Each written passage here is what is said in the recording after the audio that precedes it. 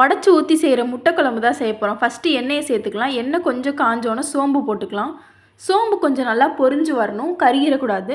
வெங்காயம் நறுக்கி வச்சுருக்கோம், அதையும் இதோட சேர்த்துக்கலாம்.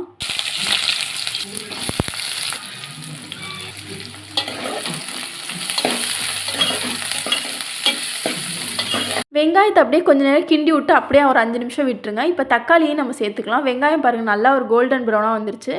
இதோட இப்போ தக்காளியும் சேர்த்துக்கலாம். தக்காளி கூட பச்சை மிளகா, கருவேப்பிலை, கொத்தமல்லி இது எல்லாத்தையும் சேர்த்து நல்லா கிண்டி விட்டுருங்க. இதோடய கல்லுப்பையும் சேர்த்துக்கலாம்.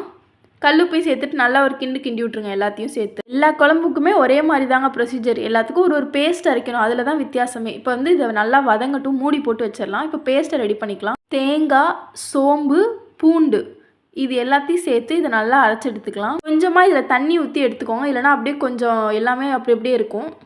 தண்ணி ஊற்றி அரைச்சி எடுத்து வச்சாச்சு. இப்போ அந்த பேஸ்ட்டை பார்த்திங்கன்னா வதங்கின வெங்காயம் தக்காளியில் சேர்த்துக்கலாம். ஒரு 10 நிமிஷம் ஆயிருக்கும். இது நல்லா வதங்கிருச்சு. இப்போது இதில் அந்த பேஸ்ட்டையும் இப்போ நம்ம சேர்த்துப்போம்.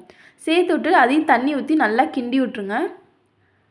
பாருங்கள், இது எல்லாத்தையும் சேர்த்துட்டு நல்லா எல்லா இடமும் படுற மாதிரி விட்டுட்டு கொஞ்சம் நேரம் இதை விட்டுருங்க.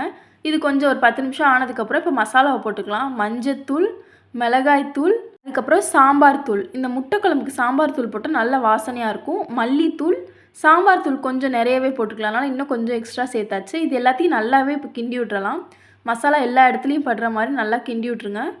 மசாலாவோட பச்சை வாசனையெல்லாம் நல்லாவே போகணும். இப்போ அதுக்கு முன்னாடி தண்ணி கொஞ்சமாக சேர்த்துக்கலாம். தண்ணி சேர்த்துவிட்டு அதை நல்லா கிண்டிட்டு மூடி வச்சிடலாம். பாருங்கள், எல்லா இடமும் படுற மாதிரி நல்லா கிண்டி விட்ருங்க. இப்போவே இந்த மசாலா எல்லாத்தையும் போட்டோடனே நல்ல ஒரு ஸ்மெல்லாக இருக்கும். நமக்கு குழம்போட வாசனையே அப்போயே தெரியும் நமக்கு. இப்போ இது எல்லாத்தையும் நல்லா கிண்டி விட்டுட்டு கொதிக்க விட்டுருங்க. நல்லாவே இது கொஞ்சம் நேரம் கொதிச்சு வரணும். இப்போ நமக்கு தேவையான அளவுக்கு தண்ணி சேர்த்துக்கலாம். குழம்புல முட்டையை வந்து கடைசியாக தான் போடணும். அதுக்கு முன்னாடி எல்லாத்தையும் முடிச்சுட்டு கடைசியாக முட்டையை போட்டுக்கலாம். இப்போ குழம்பு நல்லா கொதிச்சு வரட்டும். இந்த நேரத்தில் இப்போ முட்டையை நம்ம போட்டுக்கலாம். இங்கே பாருங்கள், குழம்பு நல்லா கொதிச்சிருச்சு. முட்டையை வந்து நல்லா தள்ளி தள்ளி போட்டுக்கோங்க. ஒட்டி ஒட்டி போட்டிங்கன்னா எல்லாம் சேர்ந்துடும். 6 முட்டை இன்றைக்கி நாங்கள் சேர்த்துருக்கோம். 6 முட்டைக்கான குழம்பு தான் இது. அது மாதிரி முட்டையை போட்டுட்டு உடனே கிண்டி விட்றாதீங்க. அப்படியே மூடி போட்டு வச்சுருங்க. ஒரு 10 நிமிஷம் கழித்து பாருங்கள், முட்டையெல்லாம் நல்லா வந்துருச்சு. அப்பயே கிண்டி விட்டுட்டிங்கன்னா முட்டை ஃபுல்லாகவே உடஞ்சி போயிடும். அதனால் அப்படியே மூடி போட்டு வச்சுருங்க. இப்போ கடைசியாக எடுத்து பாருங்கள், நமக்கு சுவையான உடச்சி ஊற்றி செய்கிற முட்டை குழம்பு ரெடி ஆகிடுச்சு. நீங்களும் ஒரு முறை உங்கள் வீட்டில் இதே மாதிரி செஞ்சு பாருங்கள். டேஸ்ட் எப்படி இருக்குது அப்படின்றத மறக்காமல் கமெண்ட்டில் சொல்லுங்கள். அடுத்து என்ன செய்யலான்றதையும் சொல்லுங்கள்.